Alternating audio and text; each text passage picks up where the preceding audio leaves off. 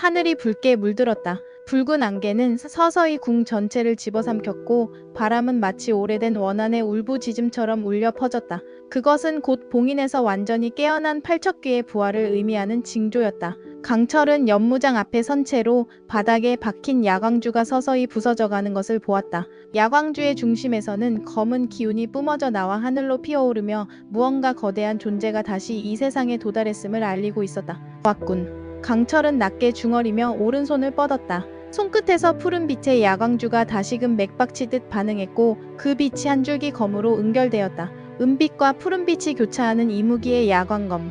그것은 단순한 무기가 아닌 억겁의 시간 동안 쌓인 물의 기운이 응축된 정화의 힘이었다. 여리는 강철의 곁으로 다가오며 그를 바라보았다. 하지만 그녀의 눈빛은 단순한 걱정이 아니었다. 그 안에는 분노와 고통 그리고 억제되지 않는 광의가 있었다. 팔척귀의 기운이 다가올수록 여리 안의 무녀의 피가 반응하고 있었다. 그녀의 손끝이 떨리고 온몸의 기운이 뒤틀렸다. 너무나 뜨겁고 날카로운 파동이 심장 안에서 울렸다. 강철, 이건 내가 막을 수 있을지도 몰라.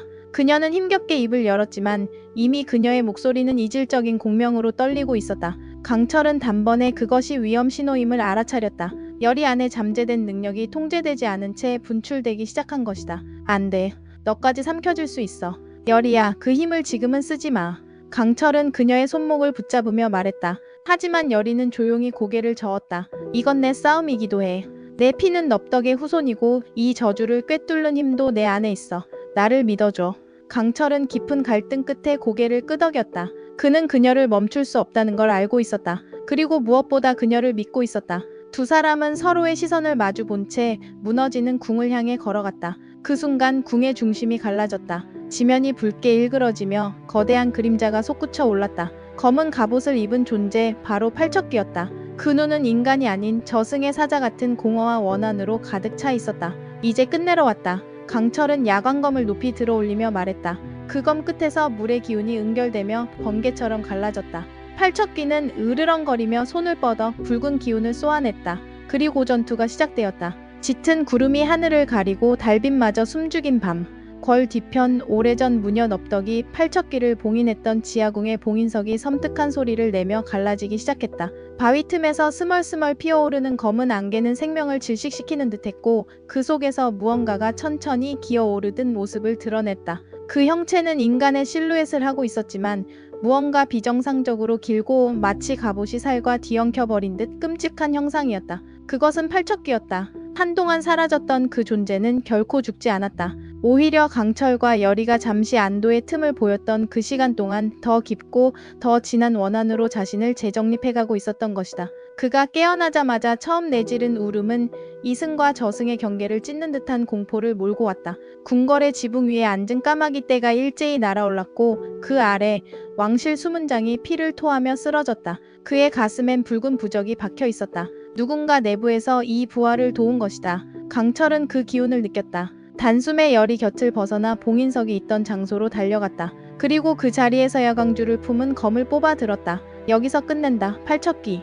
그의 눈빛은 단호했지만 안에는 분노와 고통 그리고 열이를 향한 깊은 보호의 본능이 뒤섞여 있었다. 그의 손에 쥐어진 검은 보통의 것이 아니었다. 야광주의 기운이 칼날을 타고 퍼지며 은은한 빛을 뿜어냈고 그 빛은 단지 밝기만 한 것이 아니라 저주받은 혼을 정화시키는 물의 신의 권능이었다. 그 순간 팔척귀가 움직였다. 거대한 손톱이 어둠을 찢으며 강철을 향해 덮쳐왔다. 강철은 재빠르게 몸을 회전시키며 검을 휘둘렀고 야광주의 푸른빛이 허공을 가르며 뻗어나갔다. 검과 손톱이 부딪힌 순간 전장의 기운은 폭발했다. 땅이 진동하고 봉인석이 완전히 붕괴되며 석가루가 허공에 흩날렸다. 강철아, 여리가 멀리서 뛰어왔다. 그녀의 발 밑에서 바닥이 갈라졌고 균열 틈에서 검은 손이 그녀의 발목을 낚아채려 했다. 여리는 반사적으로 팔을 뻗었고 그 순간 야광주의 파편이 스스로 공중에 떠오르며 그녀를 감쌌다. 야광주의 파편들이 여리의 주위에서 원을 그리며 맴돌기 시작했다. 그녀의 두 눈은 푸른빛으로 물들고 머리카락은 정적 속에서 천천히 흩날렸다. 공중에 떠있는 조각들은 마치 여리의 감정과 혼이 하나로 융합된 듯 떨리고 있었고 그녀가 내뿜는 기운은 마치 천상의 무녀처럼 경외감을 자아냈다. 팔척귀의 소나기가 여리를 향해 다가올 때 강철은 온몸으로 그녀를 감싸 안았다. 순간 야광주의 검이 그들 주위로 둥글게 펼쳐지며 일종의 보호막처럼 작동했다. 불길처럼 솟구치던 팔척귀의 손톱이 그 막에 닿자마자 치직거리는 소리와 함께 연기처럼 사라져버렸다. 이럴 줄 알았으면 내 품에 꼭 붙어있으라 그럴걸. 강철이 그녀를 품에 안은 채 중얼였다. 장난칠 때야? 여리가 눈을 흘기며 투덜거렸다. 하지만 그 말에 묻어난 떨림은 두려움이 아닌 강철 곁에 있다는 안도감이었다. 그러니까 더더욱 지금 장난 아니면 언제 쳐? 강철은 살짝 고개를 돌려 그녀를 바라봤다. 그의 눈엔 분명한 설렘이 어렸다. 그 눈빛을 보자 여리는 피식 웃으며 그의 가슴팍에 머리를 묻었다. 내 옷 젖었잖아. 그건 너도 마찬가지거든. 옷 다 젖은 채로 안겨놓고선 무슨 걱정이야? 강철은 그녀의 젖은 머리칼을 한 손으로 쓸어넘기며 이 순간만큼은 싸움도 귀신도 그 어떤 운명도 상관없다는 듯 조용히 말했다. 그러나 그 평온은 길지 않았다. 팔척귀의 분노는 이전과는 비교할 수 없을 정도로 날카롭고 깊었다. 부활한 존재는 이번엔 단지 죽이려는 것이 아니라 무언가를 되돌리려는 듯한 고통을 뿜어냈다. 그에게 이 전투는 저주가 아니라 사명처럼 느껴졌다. 그리고 그 사명의 대상은 여리와 강철 두 사람이었다. 여리는 그를 향해 손을 뻗었고 야광주 파편이 그녀의 손끝에서 하나의 작은 단검처럼 응축되었다. 그 단검은 무녀의 힘과 이무기의 정기가 혼합된 세상 어디에도 존재하지 않는 신성한 무기였다. 강철아, 나 믿어? 지금 와서 묻냐? 그걸 왜 이제야? 그럼 내가 길을 뚫을 테니까 넌 검으로 찔러. 그녀는 단호했다. 안 돼, 너. 말했잖아. 난 네가 있어서 괜찮다고.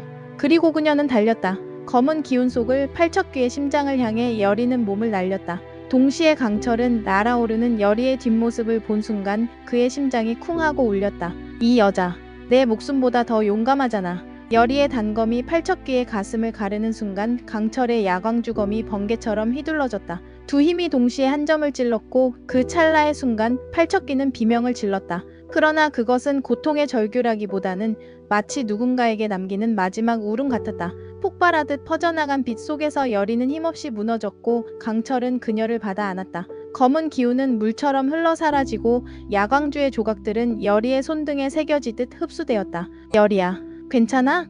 대답 좀 해봐. 그녀는 천천히 눈을 떴고 작게 웃었다. 장난치지 마. 너도 다친 주제에. 강철은 입꼬리를 올리며 그녀의 뺨에 장난스럽게 입을 맞췄다. 넌 내가 이길 수 없는 유일한 상대야. 그래서 넌 내가 지켜줄게. 여리는 그에게 조용히 속삭이며 손을 그의 볼에 올렸다. 그들은 서로를 끌어안았다. 전쟁이 끝난 듯한 정적 속에서 둘의 숨결만이 조용히 이어지고 있었다. 야, 강철. 내 얼굴 윤감나리 얼굴인 건 알겠는데 가끔 너무 멋있어 보이면 곤란하거든? 여리가 눈을 반쯤 감은 채 손등으로 자신의 이마를 짚었다. 장난처럼 그러나 살짝 부끄러움을 숨긴 말투였다. 그러자 강철은 눈썹을 찡그리며 일부러 능청스럽게 말했다. 그럼 지금 내 얼굴이 너한텐 위험하단 거야?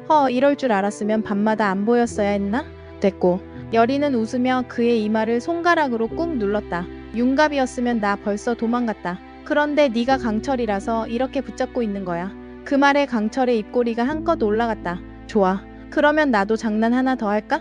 뭐? 오늘부터 하루에 한 번씩 꼭 내 손등에 뽀뽀하기.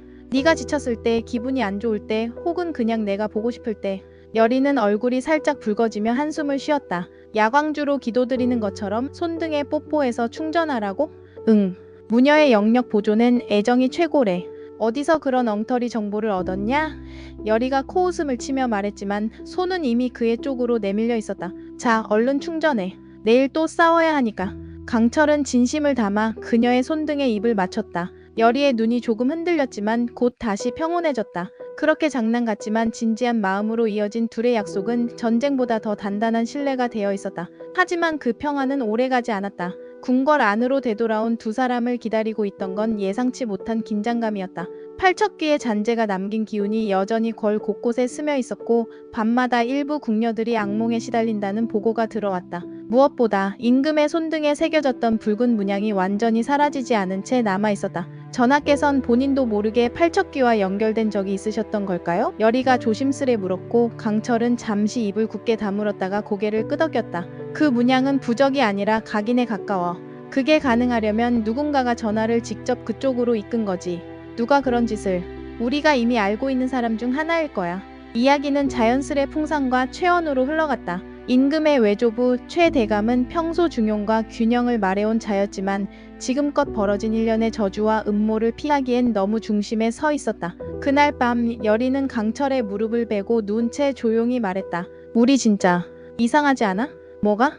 넙덕 할머니가 팔척귀를 봉인하려다 죽고 내가 그 손녀라는 이유로 이 궁에 들어오고 너는 융갑의 몸을 빌어 날 지키러 왔고 하나하나가 무슨 운명처럼. 강철은 그녀의 머리카락을 넘기며 말했다. 운명은 우연처럼 보일 수도 있지만 결국 선택의 결과야. 나는 지금 내 옆에 있는 걸 후회 안 해. 그래도 내가 널 괜히 끌어들인 건 아닐까 가끔 생각해. 강철은 고개를 숙여 그녀의 이마에 아주 조심스럽게 입을 맞췄다. 그럼 이렇게 하자. 다음 전투가 끝나면. 응?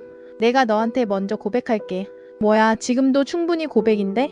아니, 그건 정식 고백이야. 무릎 꿇고 꽃도 준비해서. 여리는 입술을 깨물고 웃었다. 야광주보다 강력한 무기 하나 더 생겼네. 너의 고백. 그들의 웃음이 방 안을 가득 채우는 동안에도 걸 바깥에서는 누군가가 조용히 다음 저주를 준비하고 있었다. 풍사는 아직 잡히지 않았고 최원우의 서고 안에서 비밀리에 보관되던 오래된 봉인서가 사라졌다는 보고가 올라오고 있었다.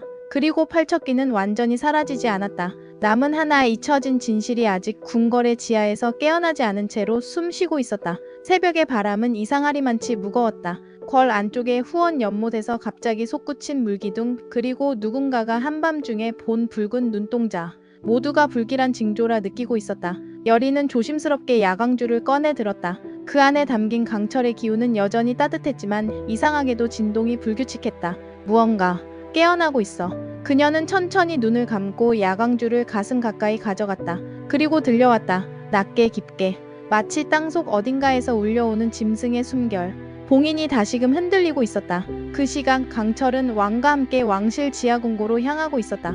임금 전하의 표정은 단단했고 손에는 풍산의 부하에게서 빼앗은 부적 조각이 들려 있었다. 강철, 이 부적이 어떤 의미인지 알고 있는가?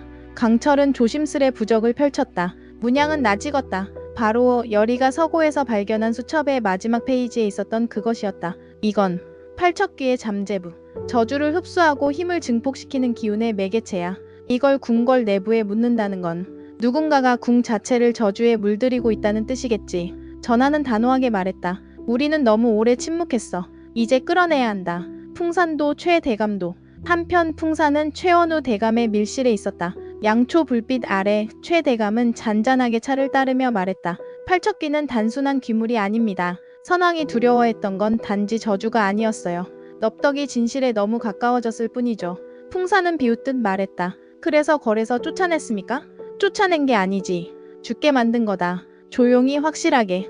풍사는 침묵했지만 그 눈엔 알 수 없는 불안이 스쳐갔다. 그는 이제 그들조차도 감당할 수 없는 존재를 부르고 있었음을 느끼고 있었다. 팔척귀 그것은 단지 억울하게 죽은 원혼이 아니라 선왕시대의 무언가를 감추기 위해 만들어낸 초월적 존재였다. 그리고 그날 밤 여리는 꿈을 꾸었다. 눈앞에서 다시 무녀 넙덕이 나타났다. 그녀는 말없이 여리의 손을 꼭 붙잡았고 여리는 그 눈빛에서 두려움과 후회를 동시에 읽었다. 할머니 왜 나를 부르세요? 넙덕은 조용히 입을 열었다. 기억을 되돌려라. 내 피를 이은 너는 봉인을 풀 수도 다시 감쌀 수도 있다. 강철이 곁에 있다는 건 네가 그 운명을 바꿀 수 있다는 뜻이란다. 하지만 전 너무 두려워요. 두려움은 끝이 아니라 시작이다 여리야. 그 순간 야광주가 빛났다. 여리는 몸을 일으키며 외쳤다. 강철.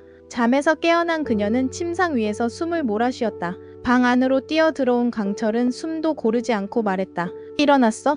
괜찮아?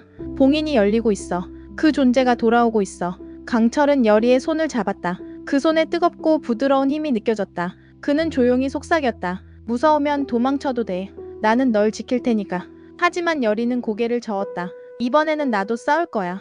널 위해, 융갑 나리를 위해, 할머니를 위해. 이 궁에 스며든 그 오래된 침묵과 싸우기 위해. 강철은 그런 여리를 바라보며 가만히 웃었다. 네가 이렇게 말하면 난 더 이상 무섭지가 않아. 오히려 같이 싸우고 싶어져. 그리고 그는 검을 꺼냈다. 야광주의 빛이 나를 타고 흘렀고 한층 더 날카롭고 아름답게 빛났다. 여리와 강철. 두 사람은 마침내 운명을 바꾸기 위해 같은 방향을 향해 걷기 시작했다. 그러나 그들 앞에 놓인 길은 결코 쉽지 않았다. 지하궁고 아래 궐 깊숙한 곳.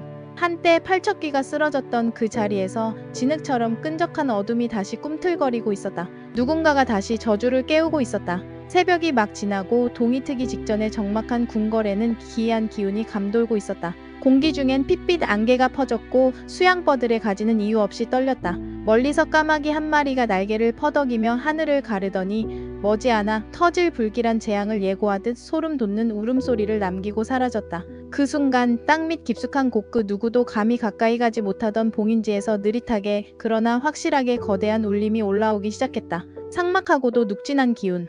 팔척귀였다. 완전히 봉인된 줄로만 알았던 팔척귀가 마지막 저주와 함께 되살아나고 있었던 것이다. 강철아 느껴져?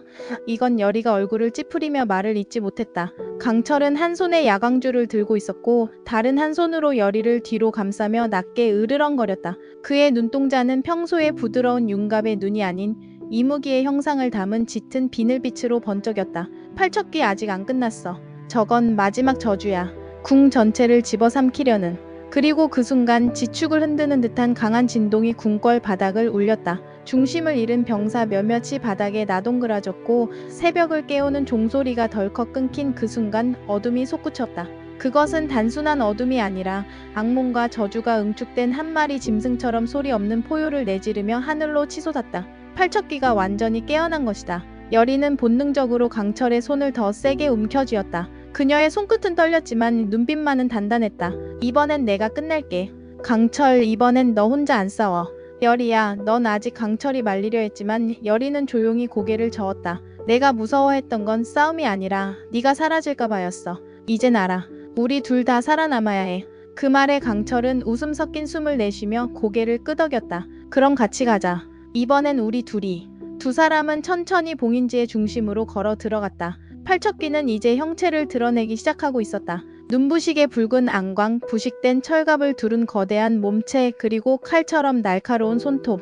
그 괴물은 사람의 형상이면서도 사람이 아니었고 짐승 같으면서도 더한 이성을 갖고 있었다. 강철아, 여리가 속삭였다. 지금이야.